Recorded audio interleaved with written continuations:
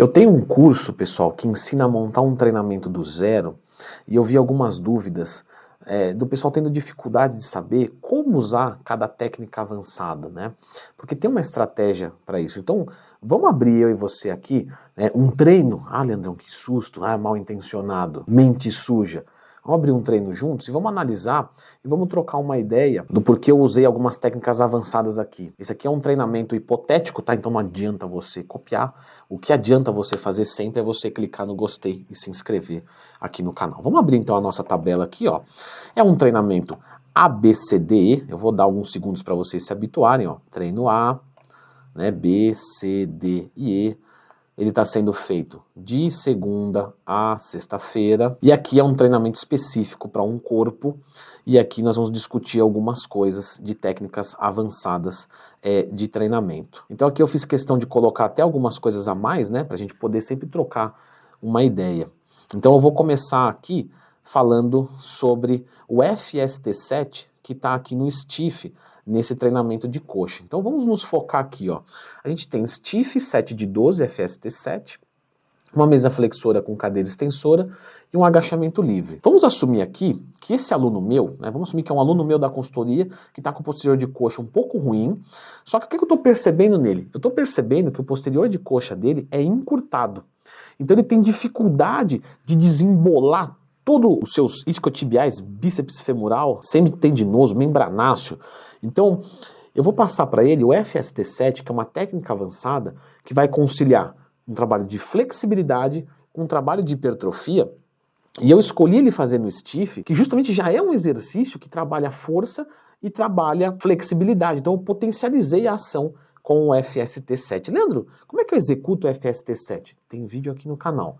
É só procurar Leandro Twin mais tema quando você tiver qualquer dúvida. E eu vou dizer o seguinte, tá? Eu já consegui fazer muito posterior de coxa sair com essa técnica de FST7. Então aqui tá uma explicação do porquê eu não usei um drop set, um resting pause ou qualquer outra coisa que eu pudesse usar, certo? Aqui, ó, no antebraço, eu coloquei um GVT, um German Volume Training. E eu usei um 10 de 10, portanto. Olha só o que eu tô fazendo de antebraço, só um exercício. Por quê?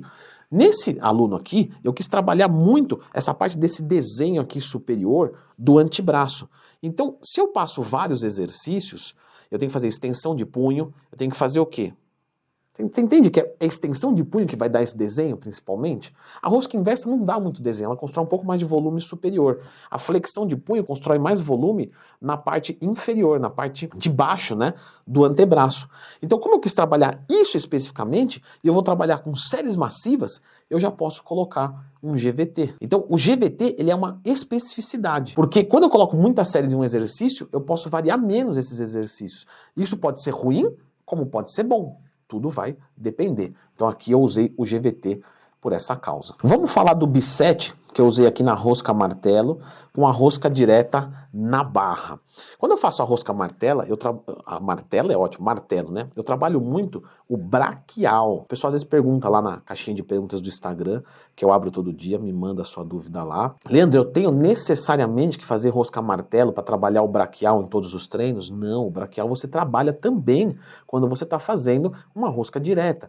Só que aqui eu quis dar uma ênfase maior no braquial, cansar ele mais, para quando eu entrar na rosca direta, que está em B7, ele está já fadigado, e na rosca direta eu trabalhar mais o braquial para dar um desenho lateral do meu bíceps tão bonito quanto essa parte mais interna. Então aqui foi essa estratégia usada. Mas eu poderia usar uma estratégia de B7, aqui como foi na mesa flexora com a cadeira extensora, que foi aqui na verdade um B7 em super série antagônica, né? Que eu estou fazendo aqui para economia de tempo. Então eu faço a mesa e a cadeira, por quê? Porque a mesa está próxima à cadeira e a academia não está tão cheia, então eu consigo terminar a mesa, fazer a cadeira e ganhar tempo, porque aqui já está um treinamento um pouco mais longo. Eu poderia usar o B7 igual eu usei aqui, ó, encolhimento, então eu canso isoladamente os meus trapézios e depois eu faço uma remada alta com os trapézios já cansados. Por quê? Remada alta trabalha deltoide lateral, então pega um pouquinho da cabecinha, só que aí usando uma carga menor, eu sobrecarrego menos a cabecinha lateral. E trabalha também o meu antebraço. Então,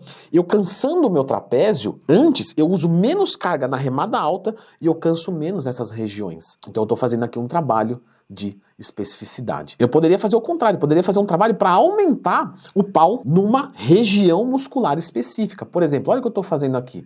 Eu estou fazendo uma puxada vertical com pegada supinada, pegando bem a asa, e eu já emendo uma pronada para pegar bem a asa. Então eu vou sobrecarregar a mesma região. Tudo aqui vai depender da estratégia. Vamos aqui no Resting Pause. O Resting Pause é uma técnica que eu vou focar mais um treinamento tensional. Então olha o que aconteceu aqui, ó. Aqui é um treinamento que olha só o que eu fiz, 4 de 12, 4 de 12, 4 de 12. Então eu trabalhei a hipertrofia sarcoplasmática, sarcomúsculo, plasma água, água dentro do músculo, que também dá volume e é importante, mas para eu dar mais densidade eu preciso de uma hipertrofia miofibrilar maior. Então eu peguei e coloquei um resting pause no supino declinado para trabalhar mais essa hipertrofia, para tentar mesclar mais esse treinamento. Então aparentemente parece um treinamento mais focado em sarcoplasmático. Ainda que possa ser, eu ainda salvei a hipertrofia miofibrilar um pouquinho mais, colocando esse resting pause aqui. Diferente, por exemplo, de eu colocar um drop set. Um drop set é uma técnica avançada de treinamento, eu uso muito com os alunos, expliquei ela lá no curso, que tem uma diferença, né? Na verdade, quando você tira a carga uma vez é drop set, quando você tira 3 vezes é strip set. Mas como ninguém conhece strip set, eu prefiro chamar de drop set para facilitar a comunicação com os alunos. Então eu coloco drop set 3x. Isso aqui, na verdade, eu poderia chamar de strip set, né? Seria o nome correto. Bom, de qualquer forma, eu fiz aqui na remada alta cross para dar uma hipertrofia sarcoplasmática maior, porque, por exemplo, vamos dizer que o meu aluno tem um trapézio rígido, mas pequeno.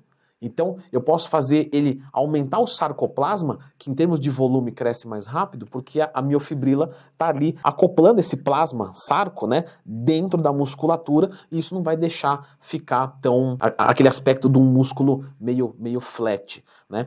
E aqui eu vou colocar o strip set, ou vamos deixar o drop set, no cross. E por que eu escolhi no cross? Porque no cross eu consigo modular a carga nas plaquinhas. Então eu tiro o pino, espeto no buraco e faço. Depois espeto o buraco e faço. Espeto o buraco e faço. Então eu vou dropando essa carga aos poucos. Eu fiz de cima para baixo, né? Mas é de baixo para cima, porque eu vou dropando as cargas, eu vou tirando aos poucos, de uma maneira mais confortável e instantânea. Imagina montar uma barra, eu tenho que tirar as anilhas, tirar as anilhas, então de repente fica um pouco inviável. Então eu utilizei o cross aqui. E aqui, ó, na rosca concentrada, né? Na rosquinha concentrada, eu fiz as repetições negativas. Por quê? Porque esse aluno meu, ele está trabalhando sozinho, ele não tem personal, ele não tem nenhum colega de treino que poderia vir aqui, por exemplo, numa rosca direta, jogar a barra para cima e ele segura a descida. Se ele for roubar, de repente eu não confio nesse aluno ainda para fazer isso, porque ele não é um avançado, então eu tenho medo dele roubar e se machucar. O que eu faço? Vamos de rosquinha concentrada, porque aí quando você falhar, você pega a sua outra mão, joga para cima e segura a descida. Joga para cima e segura na negativa. Então, estrategicamente, eu usei aqui na rosca concentrada, certo? Então, eu vou fazer o seguinte, eu vou deixar vocês agora com um vídeo aqui falando sobre técnicas avançadas de treinamento para que vocês conheçam mais dessas técnicas e aprendam a executar de maneira correta, certo? Dá uma conferida nesse vídeo aqui.